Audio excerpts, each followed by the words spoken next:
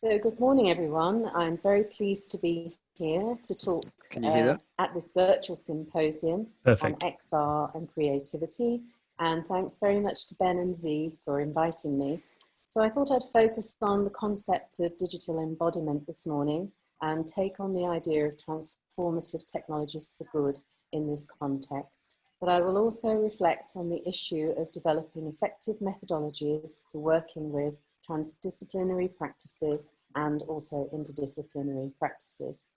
So I have in one way or another always been fascinated by embodied experience, and my research over the last 20 years has really focused on the ways in which the digital has enabled our understanding of embodiment to be extended or further understood. So I'm going to talk a little bit about the work I did in Second Life and the creative work I encountered along the way there. Then I'm going to talk about some of the projects that have been included in the Journal of Virtual Creativity that I've been principal editor of since 2017. We've certainly been trying to extend the journal's reach with a focus on the exploration of immersive technologies over the last few years. And finally, through a current research project I'm leading entitled Identifying Successful Starts Methodologies, I've had the good fortune to meet the art collective Be Another Lab, whose work on empathy VR and the interdisciplinary practices of the collective have formed the basis of a case study that I'm currently writing. The image you can see in the presentation is a still from their Library of Ourselves project that I'm going to talk about a little bit later. But before I start, I'm putting up a short quotation by Sian Eid from her book entitled Art and Science. And she says that a new aesthetic phenomenology is emerging via advances in digital technology, which might lead us to muse how far the paradoxically named virtual brings us closer to lived experience. So my experience in the last 20 plus years has very much borne this out, that our experience of the virtual, yes, it does teach us about the virtual, but actually brings us closer to understanding our own lived and embodied experience. So I studied an MA in digital media in the late 1990s, just when the world was waking up to the concept of the digital. It wasn't until I began my PhD at FASTlab in 2006 that I really began to seriously engage in issues around digital experience, collaborative practices, and the potential of technology for transformation on a personal, political, and social level. So I was studying at FASTlab at the same time as Jackie Morey, who opened the conference yesterday. And I remember the day she introduced the cohort to Second Life. And this virtual platform was not very well known in the UK at that time. But from that moment, the subject of my PhD became an investigation of the imagination and creative practice in virtual worlds, and Second Life seemed a perfect platform as the content was user-generated with a high level of control over adapting and creating the virtual environment. So the image you see here is an installation in the space that I set up, which was called Crete Island, that I had funded from the university for a period of 4 years. So I set about collaborating with artists over the next 2 years that resulted in the creation of 2 virtual exhibitions. And the second exhibition, Critical Works in SL2, involved Joseph de Lapp, who I'll talk about a little later, and very well-known artist Lynn Hirschman. And here you can see a snapshot taken for the exhibition catalogue in 2008, which was exhibited at Isaiah in Belfast. And the person in the dotted red and white skirt is Lynn Hirschman. To her left is my avatar Wandering Fiction Story. And to the left again is a Gandhi avatar. What really was of interest to me also was the work I was doing with my avatar, Wandering Fiction Story, over a 5-year period. inspired by something I read in a sideways look at time by J. Griffiths, written in the late 1990s. And she writes that there is no place in cyberspace, and she calls it a Teflon place. And to quote, "There's no India in cyberspace, no jasmine, no gut shop, no sari, no desert. There's no swampy, mucky, messy stuff, no tap bowls, no owls." Now, Wandering Fictions was created as a form of performative writing practice, and if translated back into physical space, she would be over 7 feet tall, brown-skinned, with a wardrobe full of saris.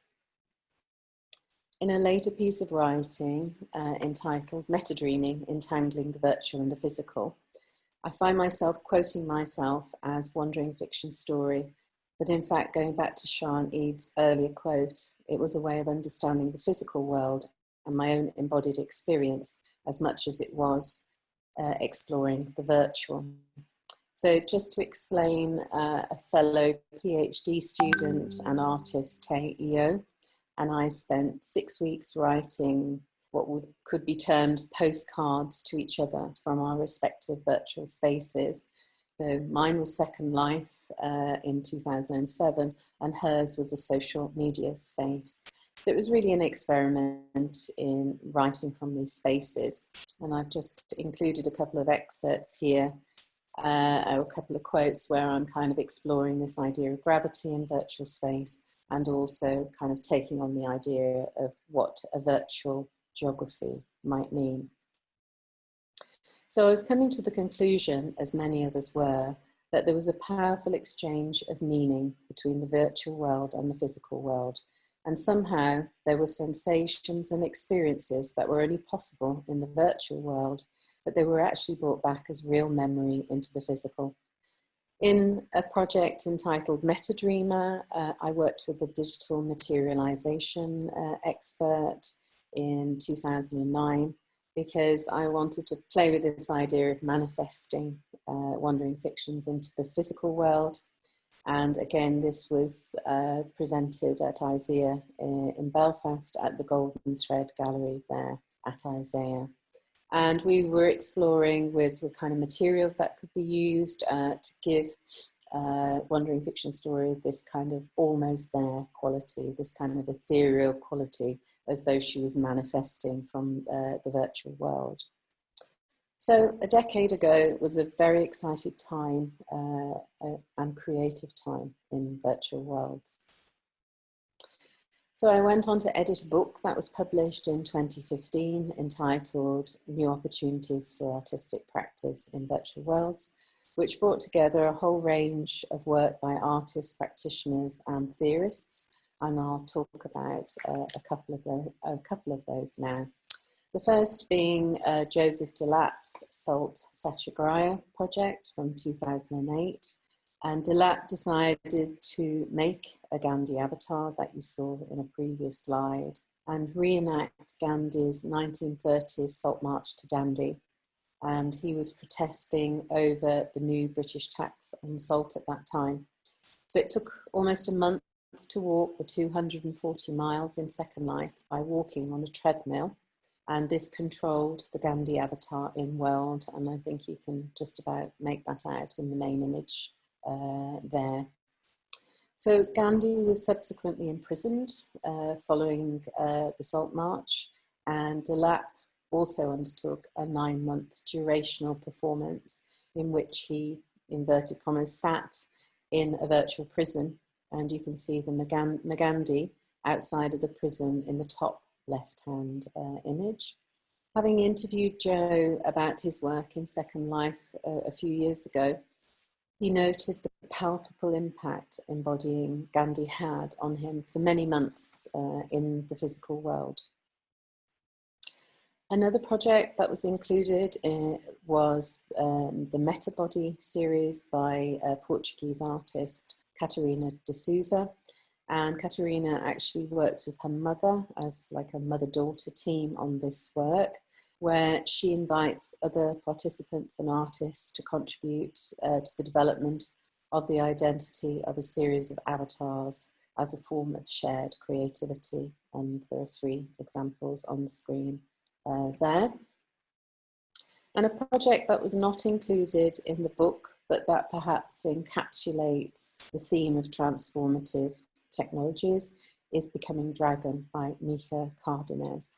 This mixed reality performance questions the 1-year requirement that transgender people must fulfill in order to receive gender confirmation surgery in the USA, where she lives. And for the performance, Cardenas lived for 365 hours immersed in Second Life via a head-mounted display and only seeing the physical world through a video feed. And this was performed during the year that she began her own real-life hormone replacement therapy. Now, Cardenas writes a lot about this experience, and in particular notes that both virtual worlds and biotechnology are each technologies of transformation, and they offer the promise of becoming something else or having a new body or a new life. And she goes on to talk about this process of becoming, and she concludes that the epistemological topology of becoming is shaped by the radical unknowability of the future. And this quote quite resonated with me in the moment of our global COVID pandemic experience. So in 2016, I was asked by Intellect publishers if I would take on the journal of metaverse creativity and take it in a new direction. And the journal had been founded in 2010 and was very much of the moment, focusing on the then quite prolific activity and interest in creative and artistic practices in virtual worlds. And the founding editor, Dr. Elif Ayita, from Sabancı University in Istanbul, had recommended me to take it on.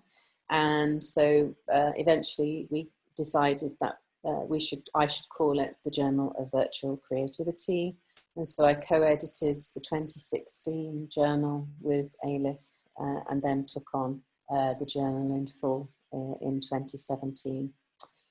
So to launch the new journal, I planned 2 quite different issues for that year. The first focusing on the idea of embodied experience in extreme spaces, and the second to work with a Canadian colleague on developing an issue around Isaiah 2018, which was being held in South America for the first time in Colombia that year. So in 2015, I had already organised a symposium at the Towards the Science of Consciousness conference, which was held in Helsinki in that year, entitled Astronauts and Avatars, the Art and Science of Embodiment.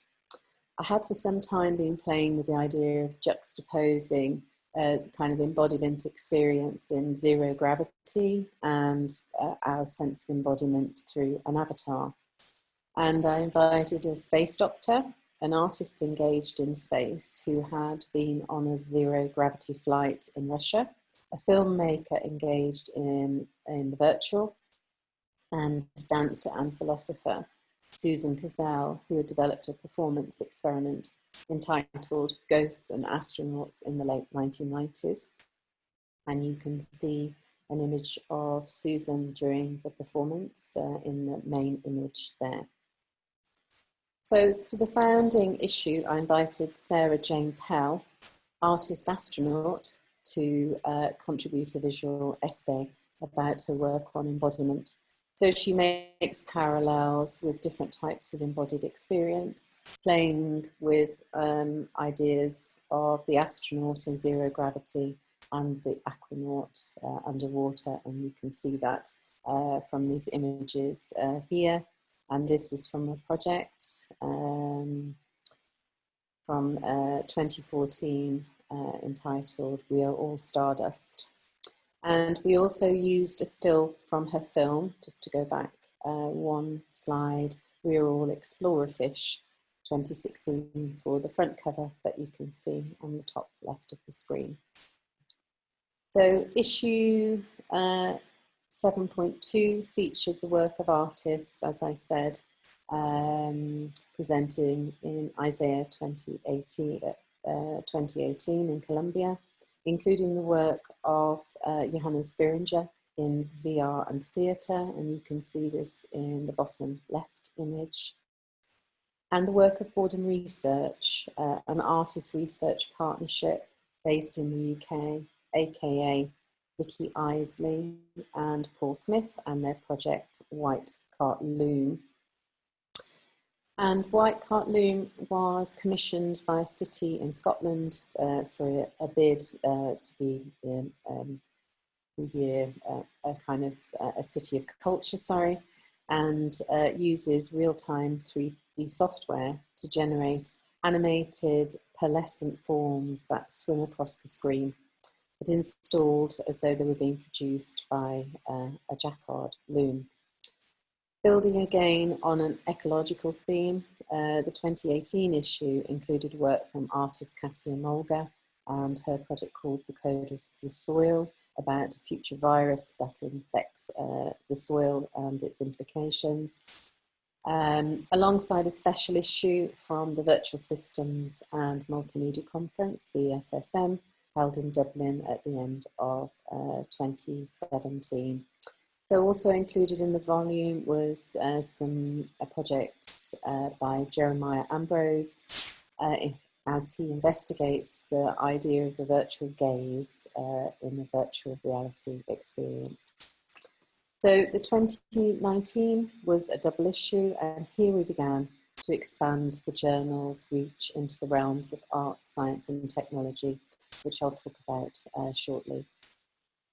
We asked a number of STARTS projects from 2019 to present their work, including a group from Japan, working together on the experience of the senses in Journey of the Tongue.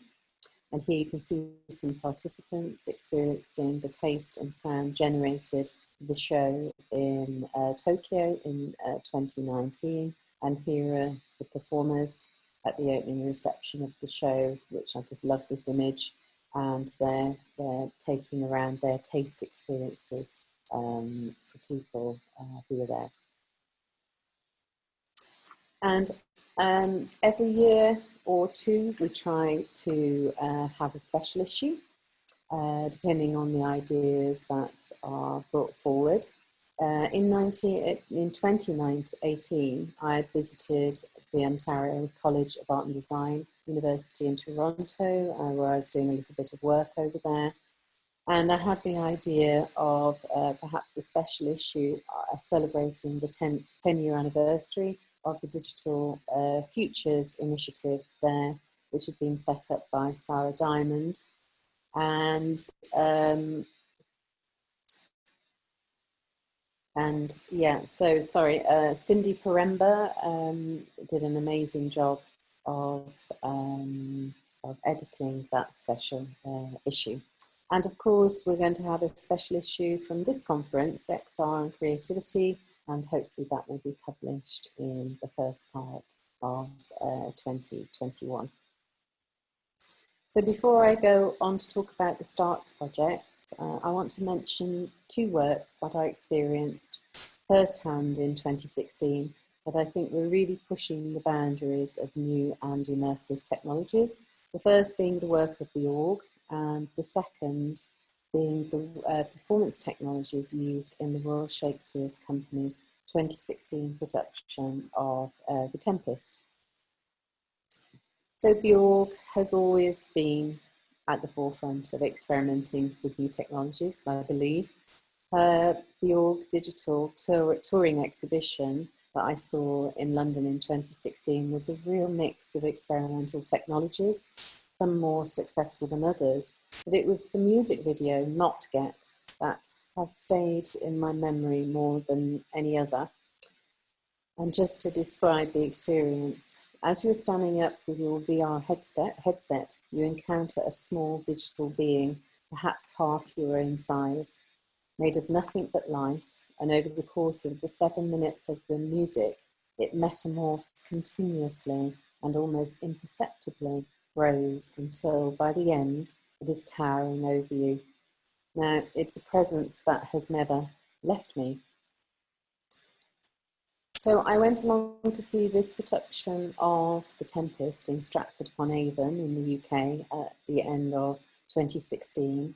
The theatre had been working with Imaginarium Studios in London using the latest performance capture technologies. So aerial was present almost throughout the performance, both in physical and virtual and in real time. Sometimes the technology really enhanced the theatre experience, such as the use of aerial, as both physical and virtual beings. Other times it didn't work so well. But again, the experience never really left me as an example of a great form of what we might term extended reality. So in late 2018, the university that I worked for launched a new international research and innovation scheme, or IRIS for short, to encourage cross-faculty collaboration within the university and to enable a group of researchers to join an existing EU-funded project under the Horizon 2020 scheme. Now, this was to help build and strengthen international research and collaboration, but it was most definitely as a response to the outcome of the 2016 UK referendum and the likelihood of Brexit. We were fortunate to be awarded funding to enable us to collaborate with the STARTS Prize and Ars Electronica to undertake our project entitled Identifying Successful STARTS Methodologies. And during our research project, we have focused on identifying the collaborative methodologies that are common in STARTS projects, having undertaken over 20 interviews with artists and scientists, and which have resulted in a series of case studies of the projects from the last 4 years of the prize. So STARTS is an initiative of the European Commission, and it stands for Science, Technology and the Arts. And to quote the Commission, it aims to foster alliances of technology and artistic practice, and the focus is on people and projects that contribute to a mastering of the social, ecological and economic challenges that Europe faces. And the focus of Horizon 2020 is on sustainability, inclusivity, education and technology. So over the 5-year period of the STARTS Prize project from 2016 to 2020, although I understand there's more funding to extend it now, its aim has been to hold an annual competition to recognise innovative projects that make a significant impact on economic and social innovation. And the 2 STARTS Prize winners received €20,000 each, and the 2 prizes are given in innovative collaboration and artistic exploration. So the innovative collaboration is between industry or technology and the arts, and it's around really opening up new pathways for innovation. And a couple of examples of the winners here is the Amsterdam 3D printed bridge from 2018 and Olga Kiseleva's project Eden from this year. And the other prize is awarded for artistic exploration, where the appropriation by the arts has a strong potential to influence or alter the use, deployment or perception of technology. And examples here are Iris van Herpen's Magnetic Motion from 2016 and and Julia Tomasello's Future Flora from 2018. So the STARTS Prize is part of a wider START scheme that has been supported by the Commission, and it includes projects such as the STARTS ecosystem, which is currently under development, and there is a Vertigo project which has just been completed in the last 6 months, and that has supported 45 artists being placed in technology organisations throughout Europe to undertake projects in collaboration there. And here you see is the 2019 Starts exhibition at the Ars Electronica Festival, held in Linz last September, and for every September for 40 years until this year. So the threats of the COVID crisis have also brought about new opportunities, such as participating in a distributed Ars Electronica Festival this year, and actually prompted us to host our project exhibition early in order to showcase the work of the project alongside some of the winners and honorary mentions of the prize. As I just said, Ars Electronica has 41-year history, and up until this year it has only ever really been in Linz, with some links to Japan, I think. And this year it was there was presence in Linz, but there was a distributed festival around 120 places globally. And personally, I think it gave it a new kind of energy, and it was really very exciting to be part of. So from this year's Starts Prize in 2020, we were keen to include the work of Taiwanese artist Hei Ying Lin, given the immense global impact that COVID-19 is having. Her project, Virophilia, investigates the possibilities of human-virus encounters. One part of the installation is a 7-metre-high scroll that lists all known viruses in the world. And as you can see on the bottom right, there's blank and there's space for more to be added as well. And also included in the exhibition is Future Flora and This Is Grey. And as part of the Virophilia project, there is a cookbook which we have, but also printed each page and presented it on the wall. And this is a cookbook written for the 22nd century, where humans have learned to live with and accept viruses as part of a greater ecosystem. And it includes recipes for things like influenza egg on rice, which always creates a big reaction in me. But also the artist holds virus dinner parties as well. So really interesting work by Hei Ying Lin. Also, as part of the festival last month, we held an artist-scientist roundtable, which included Pei and her scientist collaborator and virologist Miranda de Graaf.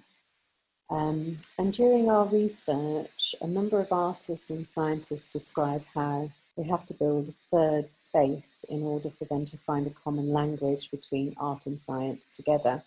And this is something that we explored during the roundtable. But also through our research, we consistently found that there is an emergence of what can be termed antidisciplinary practices that do not fit within existing academic disciplines. Another two of the speakers at the roundtable were members of the Be Another Lab. So Be Another Lab were awarded a Starts Prize honorary mention in 2017 for Library of Ourselves. And I was interested in their project, obviously because of their exploration of embodied experience. But over time, I've actually become really interested in them as a collective and how this impacts on the work that they do. So the collective used the Rizzolatti quote early on in their collaborations, and the longer quote you can see here. And Rizzolatti describes how the perception of emotions, of experiencing someone else's emotions, activates the same part of our brain as when we experience the same emotions ourselves. And to quote him, "This shows how strong and deep-rooted is the bond that ties us to others, or in other words, how bizarre it would be to conceive of an I without an us." I think this perfectly encapsulates the aims of Be Another Lab in terms of their motivation and desire to encourage empathy in others. So Be Another Lab was formed as a collective in 2013 from a group of master's students who were all studying at Pompeu Fabra University in Barcelona. And they came together through their mutual interest in embodied narrative and embodied cognition. So I've been fortunate enough to have interviewed 8 of the 9 members of the collective. I only have to interview Danish Masood, who works at the United Nations in New York and is, I think, kneeling in the main image here. So I look forward to doing that.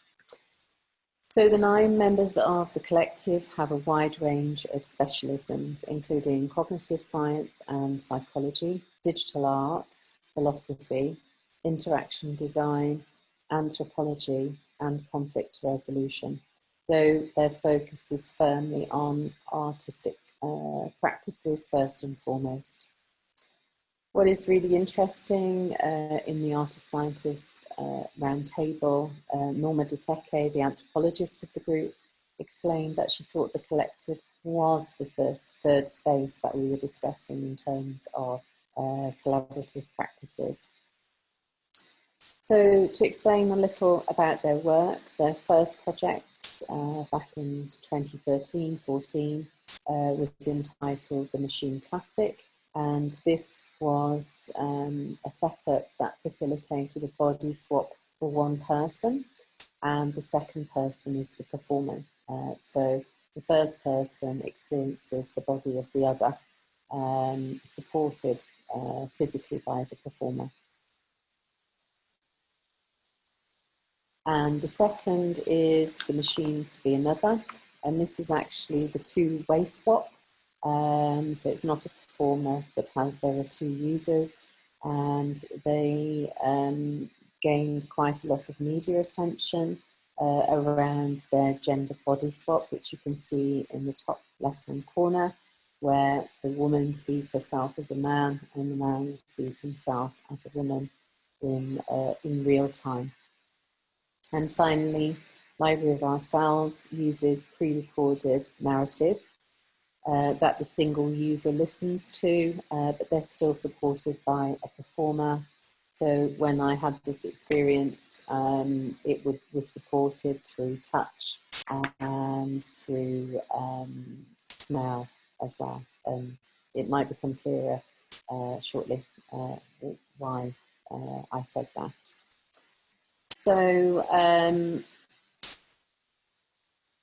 the Be Another Lab gained an earlier recognition for their machine to be another, and what they term as their embodiment system was given an honorary mention in the pre-arts at the Ars Electronica Festival in 2014, and it's described as designed to address the relation between identity and empathy. The project merges performances with protocols of neuroscience experiments in order to offer users an immersive experience of seeing themselves in the body of another person. And then moving on to Library of Ourselves, build as a highly adaptable creative commons system that bridges cognitive science and virtual reality techniques to create empathic-driven experiences. So I'm going to show you a couple of minutes of a video that the collective have produced, which I think will give you a kind of clearer view of what they're doing. Their perspectives. Oops.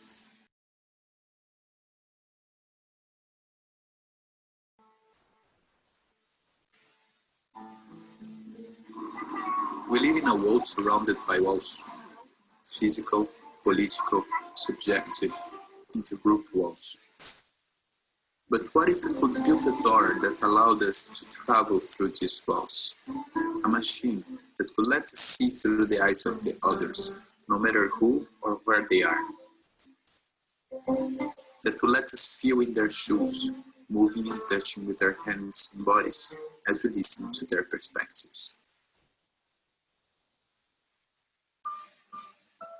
We'd like to introduce the Library of Ourselves, a virtual reality station based on the Machine to be Another that offers participants an archive of VR films recorded in first person and experienced through eyes, ears, and body.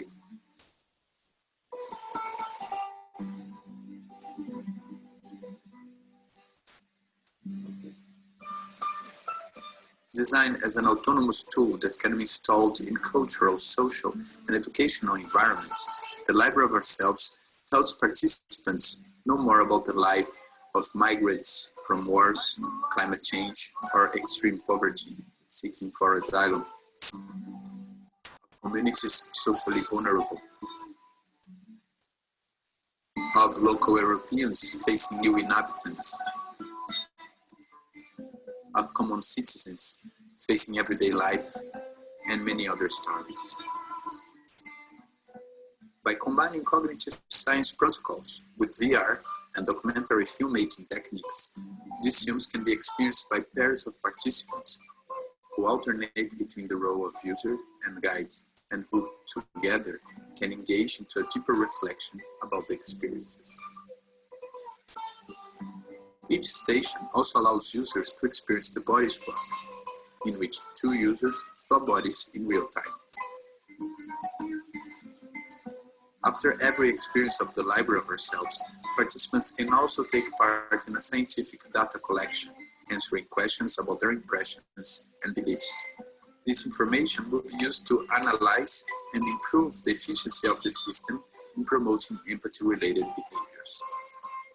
We plan for the Library of Ourselves to be implemented in local institutions in order to open access to this technology to a general audience.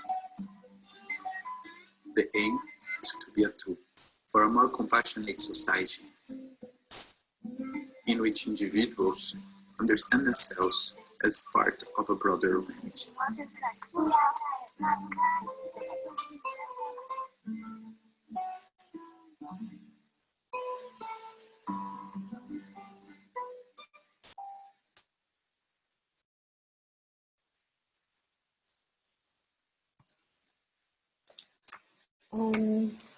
So I met 5 members of the collective at their studios in Barcelona last October, and I was fortunate that I was able to sit in on a group debrief from a project that Daniela and Norma had been working on. They'd just spent 2 weeks filming 3 different Syrian and Iraqi women's refugee stories in 3 different cities in Jordan. And this work being commissioned by Dr. Yafa Shanique, a lecturer in religious studies here in the University of Birmingham, where I actually live, and it was funded by the British Academy. And her work focuses on the dynamics of gender in Islam with contemporary diasporic communities. So that's just one example of a project of how the Library of Ourselves is working.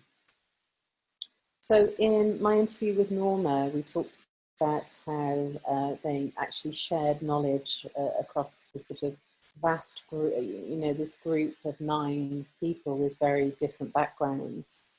And actually, she talked about how Martin and Philip, whilst they did initially do their MAs in digital arts and interactive systems, etc., they both decided to undertake PhDs in neuroscience. And as you can read here, she talks about how they wanted to learn about how knowledge production works within the scientists, but also, having spoken to both of them as well, how restricting a scientific working environment was. But also, I wanted to know how the kind of neuroscience then impacted on the machine to be another, and if it kind of determined in any way how they worked with it. And as you can see, Norma really says, really interestingly, she said it's not that Philippe's scientific work determines what the machine is, it's just a way of expressing a certain way of producing knowledge in another field. And says that's what I do in anthropology. I take the machine and I try and understand it or explain it through anthropology. Now, Joy Ito, the then director of MIT Media Lab in 2016, noted the difference between interdisciplinary and what he termed antidisciplinary. He said, well, interdisciplinary being when people from different disciplines work together. But antidisciplinary is something very different. It's about working in spaces that simply do not fit into any existing academic discipline, a specific field of study with its own particular words, frameworks, and methods. So I want to end with a quote by Christian Shireen when he talks about antidisciplinary practices. And to quote, he says, and it's somehow by working in these spaces between, in these spaces between disciplines, you expand the disciplines that already exist and hopefully change them as well, because they're problematic in their own ways. And he says, I think we realise the limitations of our own disciplines and the failings and the implicit biases that are in there, and what those disciplines discount.